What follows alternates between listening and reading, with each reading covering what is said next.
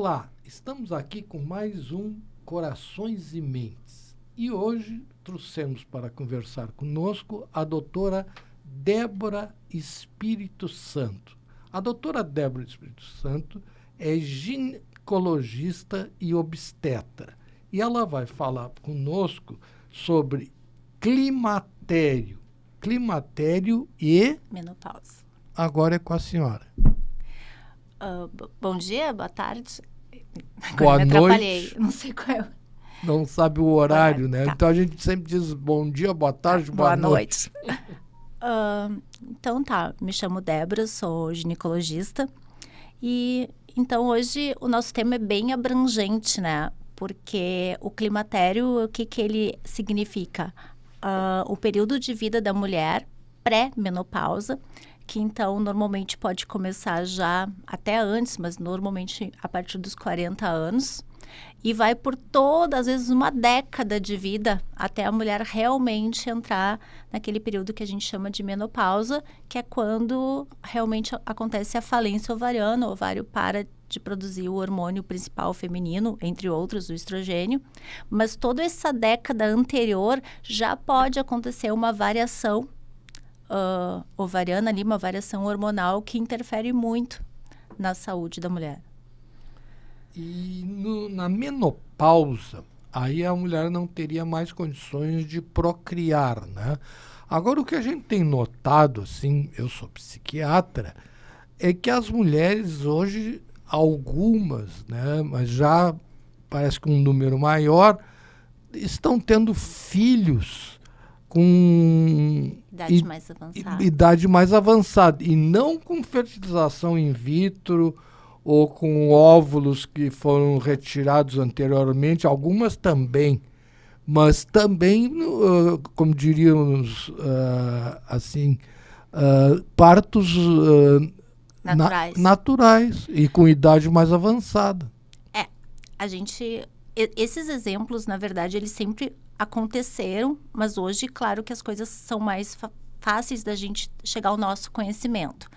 Mas a gente tem que ter muito cuidado quando fala isso, porque pode passar a impressão que é fácil e é tranquilo tu engravidar depois dos 45 anos, o que não é verdadeiro, né? Então, esse planejamento familiar, ele deve começar o quanto mais cedo na vida da mulher.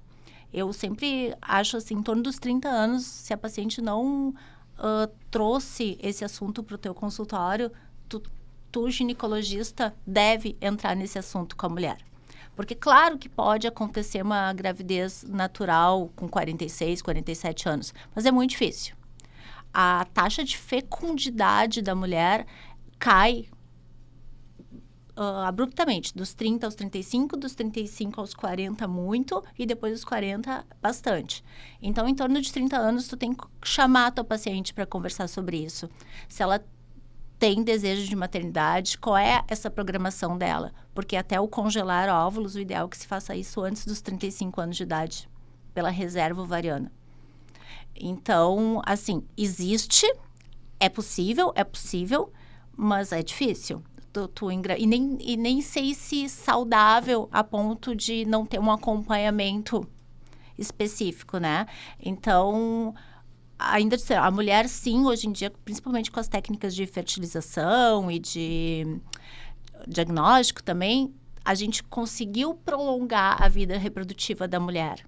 Mas a gente não pode deixar de chamar a atenção da mulher jovem para que ela faça na juventude, assim, tipo, da fertilidade, em torno de 30, 35 anos, esse planejamento familiar para poder ter garantia de ter o filho, né, que ela quer. É que houve uma mudança, né, com a perspectiva de vida, né? Antigamente tinha um livro muito famoso na França que se chamava Mulher de 30. A mulher de 30 era o auge da mulher. Hoje, a mulher de 30 é uma adolescente, é uma menina.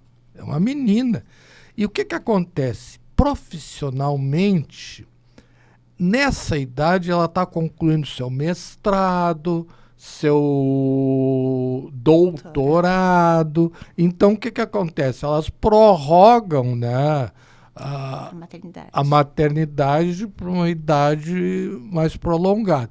E outra coisa, teve uma época, há quase 100 anos atrás, que a mulher morria em média aos 50 anos de idade. Hoje a mulher está morrendo em média aos 70 e... Acho que até mais, já. Eu acho 70 que a o média é homem. 72, 74, uma coisa assim. Exatamente. Né? Então, o que acontece? As mulheres, elas prorrogam, né, essa possibilidade aí. Claro que fisiologicamente, foi o que tu falaste, mas aí eu, como psiquiatra, boto o outro lado do psicologicamente, né? Mas eu acho que sim, só que por isso e por esse lado a gente tem que prestar atenção. Eu acho que daí é o fator é o dever do ginecologista abordar esse assunto de fertilidade com a mulher e idade reprodutiva, no auge da idade reprodutiva, justamente por isso. Porque ela tem essa chance de ter seus filhos aos 40 e muitos anos de idade e ter respeitado cronologicamente o que ela tinha de ideal de vida, mas ela não pode deixar chegar lá, porque assim como uma ou outra pode ainda ter óvulos, a maioria não vai ter.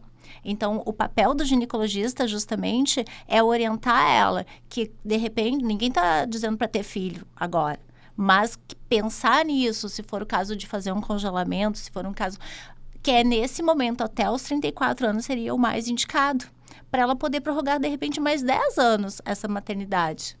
Mas o importante é o ginecologista, porque às vezes a mulher realmente, ela tá no mestrado, no doutorado, médica, muita, né? Porque tu vai acabar uma faculdade de 6 anos, depois tu vai fazer uma especialização, depois tu quer fazer um fellow, alguma coisa, e quando tu vê, tu tá com 40 anos, e tá começando a vida. E ainda com o detalhe que hoje, entre a categoria médica, a maioria são mulheres. São mulheres. Quer dizer, então... Então, agora é uma coisa pessoal, não é uma coisa médica, eu acho que tudo na vida tem que ser organizado. Eu sempre converso com meus pacientes, daí é realmente uma ideia pessoal minha, que eu acho que tem algumas fases da vida que devem ser respeitadas, né? Tu vai fazer tua graduação, tua pós-graduação, mas tem um momento que eu acho que o filho, e quanto mais a gente vai amadurecendo, mais medo a gente tem, né?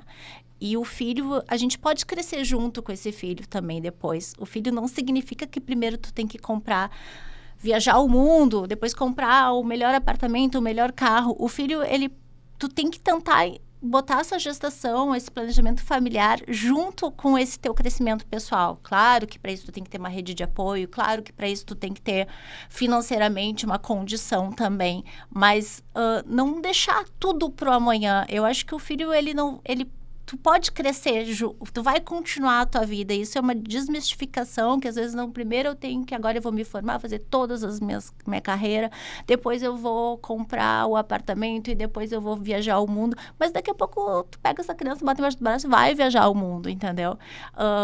Acho que é um planejamento, mas a gente às vezes tem que chamar a atenção da mulher para isso. Eu tenho uma colega nossa que ela brinca comigo. Esse aqui é o filho do mestrado.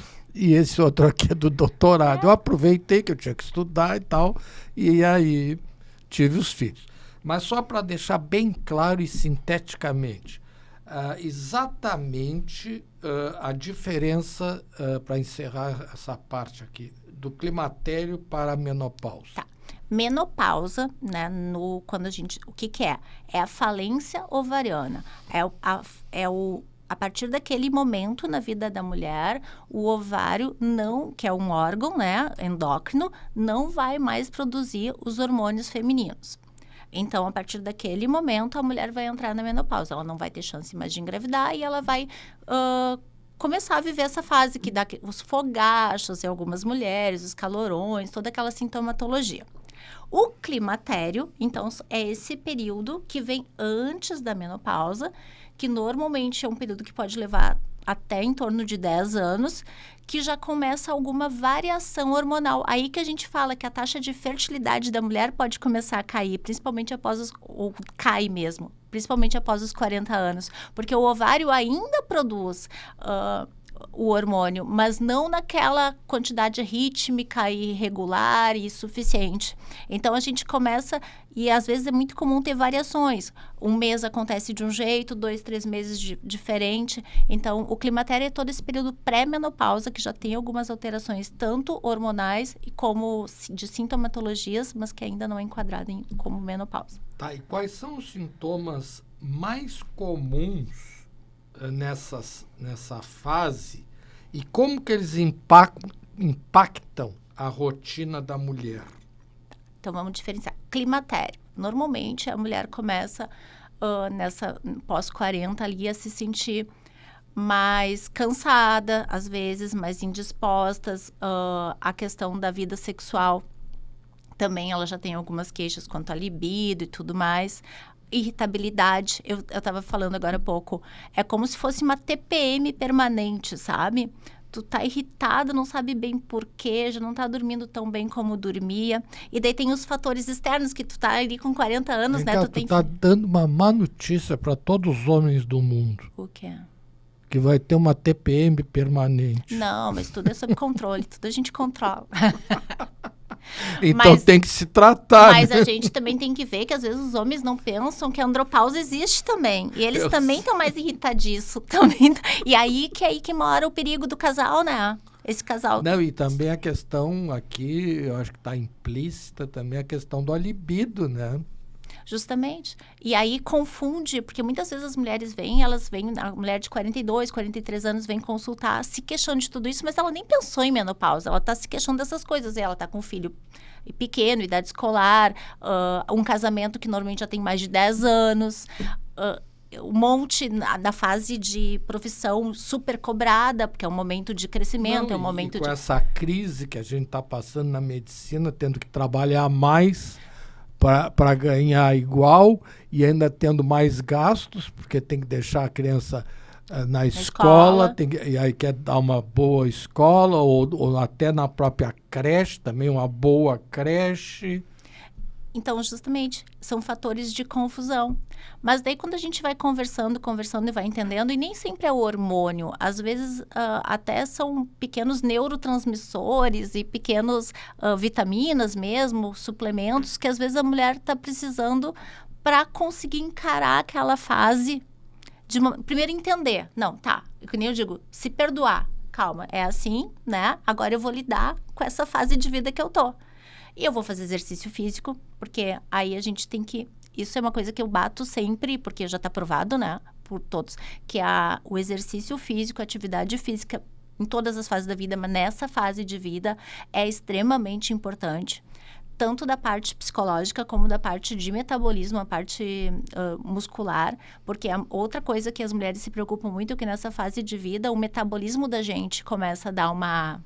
Então, a mulher que sempre comeu de tudo, fez aquela atividade, daqui a pouco ela começa a engordar, começa a ter gordura abdominal, isso já faz com que a autoestima dela fique baixa, e aí a libido diminui mais ainda. Então, eu sempre digo, a gente tem que fazer exercício, tanto uma coisa que a gente goste, né, um lazer que a gente tenha, mas a musculação, que é muito importante para o ganho de massa magra, para a gente ter músculo, para a gente manter o metabolismo ativo. Então... E a endorfina, né? Com certeza. Porque aí muitas vezes a pessoa se sente um tanto quanto deprimida, mas por quê? Por falta de endorfina. Uhum. Né? E por falar na endorfina, pela sua experiência, quais são os efeitos psíquicos mais comuns que a senhora enfrenta mais no seu consultório? Uma pseudo ou uma depressão mesmo, né? Então, as mulheres chegam, às vezes, tristes, o choro fácil, uma labilidade emocional. Que, às vezes, tu tá conversando e ela começa a chorar. E ela não tá triste.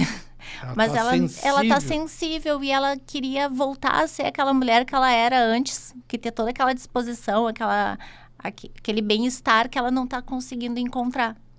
Então, eu acho que o sintoma que a gente mais sente é essa.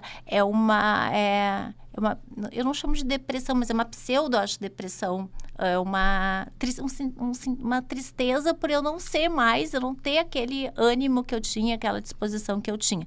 Eu estava só para voltar lá na pergunta anterior para acabar. Então, esses sintomas são mais de climatério, tá? Quando tu falar de menopausa, aí a gente entra com sintoma físico. E aí que o maior sintoma é o vasomotor, né? O fogacho, o calorão. E esse calorão, ele acaba sendo um sintoma físico, ele acaba também interferindo psicologicamente, que ele não deixa a paciente dormir direito. Ele deixa a paciente extremamente ansiosa. Mas, Débora, existem medicações... Existe. Eu uso como psiquiatra no meu consultório medicações excelentes, com resultados ótimos. Tem muita medicação, mas sabe que é comum no nosso dia a dia, ainda parece que todo mundo sabe disso, né? Mas as pacientes às vezes sofrem 1, 2, 3, 4 anos até procurar ajuda, ou de um ginecologista, ou de um psiquiatra, ou de quem for. Doutora Débora, como os hormônios interferem na saúde mental? Eu acredito que os hormônios interferem em tudo na vida da gente, né? E na saúde mental, no sentido que a gente é uma química perfeita. A partir do momento que algum balanço dessa química não está bem, eles vão interferir. Então, quando até hormônios da tireoide, né, o hipotireoidismo leva à depressão e casos assim, acho que tu entende mais que eu, mas sim, né? Sim, muitas vezes a gente pensa que o paciente está deprimido, quando tu vai ver ele está com hipotireoidismo ou hipertireoidismo, aí tu trata e resolve a depressão. E é a mesma coisa o climatério e a menopausa. Muitas mulheres, quando começavam esses sintomas de se sentir triste, se sentir desanimada, sem vontade de fazer nada, iam procurar primeiro o psiquiatra. Isso, e aí o que acontece. Por isso que nós lhe convidamos para a senhora vir hoje aqui. Daí começam a tratar a parte psiquiátrica e daí o psiquiatra em si que consegue fazer esse diagnóstico. Que idade a senhora tá? Quando é que a senhora foi no ginecologista a última vez? Quem sabe vamos fazer uma visita. E quando a gente vai ver, vai fazer um FSH dessa mulher, que é um hormônio que a gente dosa para ver a falência ovariana, né, que é o folículo estimulante, esse FSH, o hormônio folículo estimulante, ele tá lá nas alturas. E essa mulher tá dando... Claro que eu não preciso disso, tá? Para diagnóstico de menopausa. O diagnóstico de menopausa é clínico, né? Teoricamente, 1 ano de amenorreia. Então, uma mulher mais 40, 1 ano sem menstruar, tu acaba dosando os hormônios para ter certeza do diagnóstico, mas tu sabe que depois de 1 ano sem menstruar, provavelmente ela está na menopausa, juntando essa sintomatologia. Então... Mas na média... Na média, a idade Então, a média de idade da menopausa da mulher brasileira varia de 47 a 48 anos, né? Isso é a média. Sabendo que dos 45 aos 55, mais ou menos, é a grande parte que tu vê. Sabendo que depois dos 40 já não é mais menopausa precoce, né? Antes dos 40 a gente trata como menopausa precoce e depois pode acontecer. Mas a média da mulher brasileira é 48 anos, mais ou menos. Sim, então a senhora falou que, assim, que os sintomas da área da saúde mental mais comuns seriam tristeza, ansiedade e depressão, eu acho. Isso. Agora, isso nos confunde, né? Porque para nós psiquiatras, houve um aumento muito grande desses 2 sintomas, né? Claro que aí a gente associa a Covid, associa as enchentes e essas situações específicas, né? Mas além destes transtornos, quais são outros transtornos que a senhora poderia citar? Falando em climatério e menopausa, a maior queixa, uma das maiores queixas que a gente recebe no consultório, eu acho que é diminuição de libido. É a sexualidade. Isso aflige muito a mulher. Isso, que também está extremamente ligada à depressão. Sim. Por isso que a gente diz que a libido é multifatorial, né? Então, muitas mulheres vêm te procurar porque ouviram na internet, não sei o que, para usar hormônio, né? E daí a gente tem que fazer toda uma construção para entender o que está acontecendo, que fase de vida ela está, se realmente é desejo sexual hipoativo, que é um diagnóstico que realmente falta hormônio, e a gente deve tratar, ou se é aquela coisa multifatorial, né? Que a gente falou desde o início, que o estresse da vida, do dia a dia, um casamento de longo tempo, filhos, preocupação com filhos, com trabalho, e a gente sabe que a vida da gente é corrida, então a gente tem que... E a senhora poderia associar aqui que nessa fase da vida é onde ocorre o maior número de separações? Eu não tenho esse dado sobre o número exato de separações. Agora, que acontece muita separação nessa fase de vida, sim, acontece. Por falta de entendimento do casal. Por isso, cada vez mais os urologistas também estão relacionados, se prestando atenção nisso, né? Porque muitas vezes o que a gente vê de mais comum é a mulher vem procurar ajuda no nosso consultório, acho que no psiquiatra é a mesma coisa, e o homem tá lá em paralelo, né? Achando que é louca, que tá precisando de ajuda. Mas... Eu acho que a maioria deles manda pro psiquiatra. Pode ser. E os que já têm um pouco mais de entendimento, que também percebem que, na verdade, o tratamento tem que ser do casal, né? Porque o homem também está passando por uma fase de vida que já... Daí eu estou falando agora um pouquinho além, né? Nós estamos falando da separação ali dos 40 ou 50 anos, mas depois também ali com 60, que hoje em dia uma mulher de 60 anos é a mesma coisa, uma mulher ativa que está trabalhando, está no auge da década 60, 70 e poucos anos, e ela quer ter um relacionamento saudável, e ela quer ter uma vida sexual saudável, e ela tem um marido que também já tem suas questões, e ela se culpa muito, porque normalmente o que a gente vê no consultório é que a mulher quer resolver as questões dela e dele por ela mesma, sabe? Isso, e às vezes a perda do libido dele, ela se culpa e acha que é por causa dela. E não é. É porque ele está deprimido. Uhum. E um dos primeiros sintomas da depressão é a perda do libido. Mas ela acha que a culpa é dela. É, porque e justamente a mulher é isso, ela vem procurar atendimento para ver, mas ela até, assim, a maioria que a gente conversa, ela tem até essa percepção que ele também está passando por um processo, só que os homens às vezes são muito fechados, e eles são fechados até no relacionamento com a parceira. Então, ela vem tentar procurar uma ajuda por tabela para ele, porque ele não quer. Mas os homens, o que a gente vê muito, assim, muita gente que está, às vezes, se aposentando nessa fase, vão recorrer ao álcool, aumento do uso do álcool, e inclusive de outras drogas, e não só drogas ilegais, drogas lícitas também, né? E, além disso, uma outra coisa que acontece nessa faixa etária, tu pode me corrigir, que é o ninho vazio. É isso.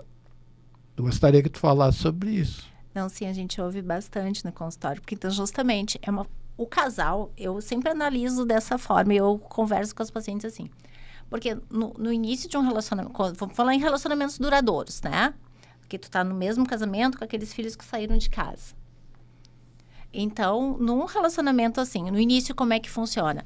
Tem a paixão, tem o amor, tu tá construindo coisas, daqui a pouco tu vem os filhos e tu se torna, o casal se torna meio que sócio naquela empreitada de trabalhar, construir, ganhar dinheiro, cuidar dos filhos. E aí... Ser chauffeur, motorista dos filhos, leva para a escola, leva para o judô, leva para o balé. Daqui a pouco é a função, e daí tu se torna, daqui a pouco esses filhos crescem, tomam tudo que a gente quer, né? Que eles tenham a vida deles, e chega um momento que o casal volta a ser só o casal. Não, e o pior, bem comum isso.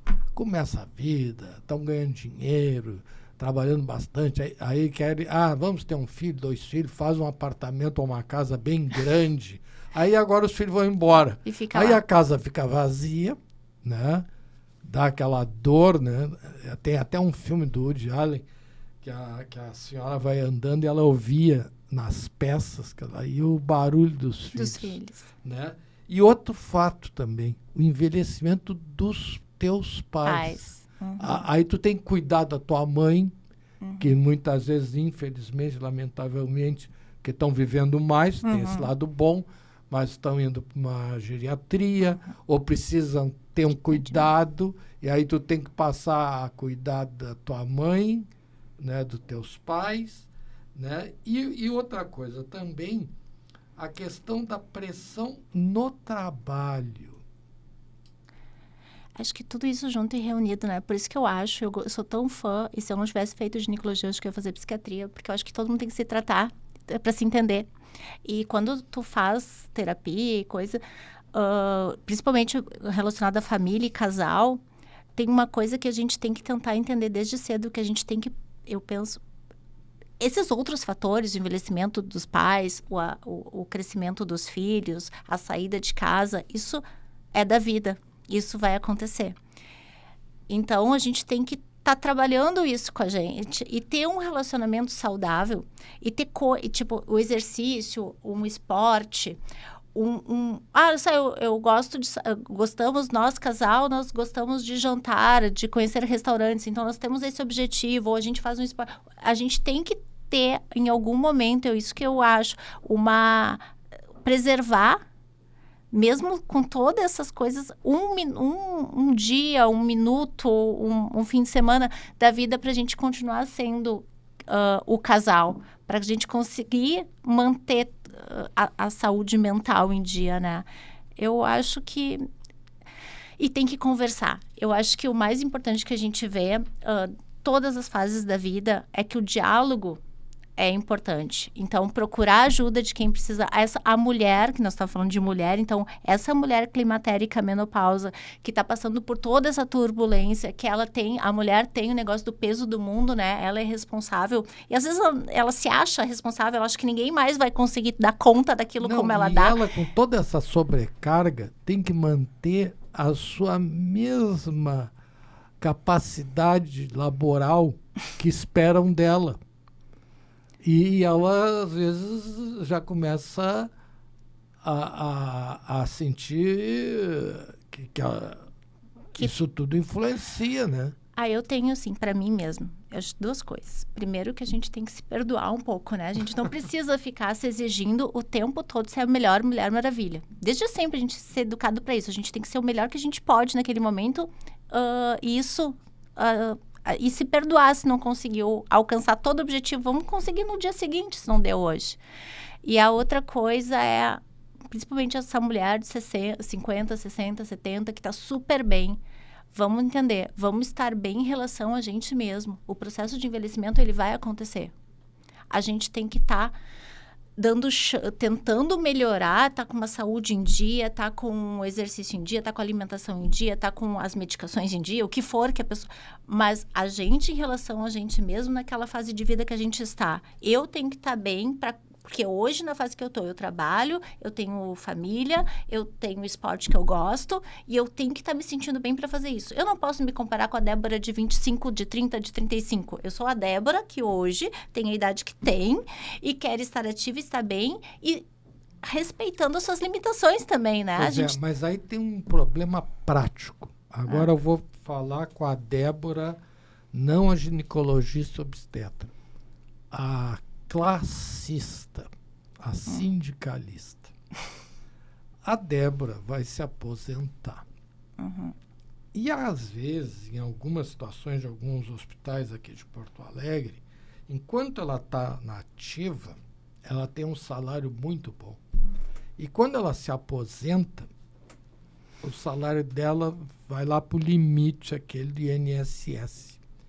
E agora, com essa maldição da pejotização, que como a doutora Liliane de Lima fala, que é a falsa liberdade, né? Quando disseram para nós, não, nós todos temos que ser PJs, ter empresa, porque aí a gente trabalha quando quer e tal, só que aí não tem direito a nada, né? Nem a fundo de garantia, nem a aposentadoria, nada quase, né? A falsa liberdade.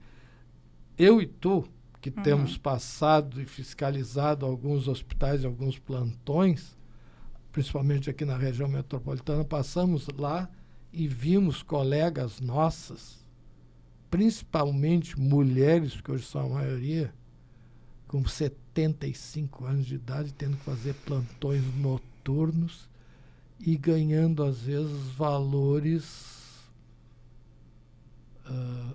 que não seriam adequados. E assim, tendo que trabalhar. Isso.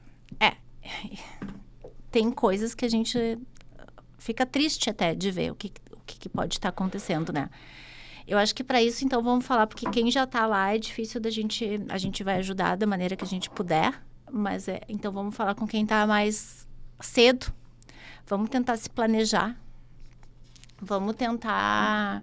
Por isso que eu digo, sabe, a gente tem que fazer as coisas na hora certa, no caminho certo. Eu vejo colegas nossos e nós somos de uma geração, isso aqui é a minha opinião, não tem nada a ver com medicina nem com sindicalismo, mas que a gente tem que saber também, tem muito colega meu da idade do meu pai que paga colégio de filho, de neto, né? Então a gente tem que saber também a saber o quanto, porque a gente tem isso, né? A gente cresceu muito, conseguiu conquistar muitas coisas, quis proporcionar e vai proporcionar, e que bom que a gente consegue para os filhos e tudo mais, mas eles têm que andar também pelo caminho deles, né? E a gente, hoje em dia, como essas aposentadorias, essas coisas estão cada vez mais difíceis, eu acho que mais cedo da vida a pessoa tem que pensar nisso, até que ponto. Eu acho que a gente pode trabalhar até os 70 e poucos, mas daquilo que a gente tem prazer em fazer, né? Não fazendo plantão. Mas eu tenho uma má notícia para lhe dar, doutora Débora. O quê? Segundo uma pesquisa do Conselho Regional de Medicina de São Paulo, os médicos morrem antes do que a média da população. E as médicas morrem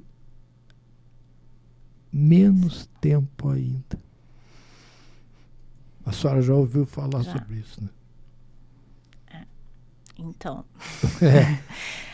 eu acho que tem coisas que é uma questão de... Por isso que a gente tem que tentar fazer... Eu digo assim, hoje, a gente trabalha porque a gente precisa de dinheiro.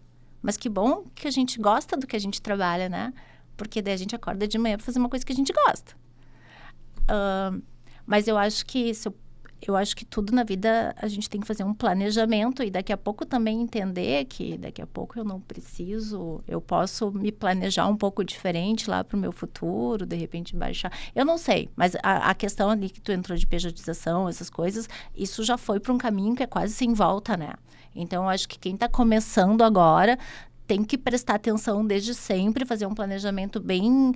Também não aceitar qualquer emprego, ter uma formação, porque tem muito médico também que se forma, daí falando de uma maneira geral, e porque tem ofertas de empregos, eu acho que se puder fazer uma formação, ter uma garantia...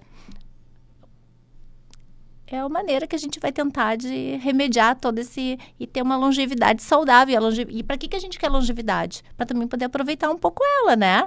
Que nem o senhor trabalha. Mas hoje não é mais aquele ritmo, acredito, que tinha lá com 40, 50 anos, é? Não. Agora dói, né? Sofre com esse frio, então, com essa chuva, né?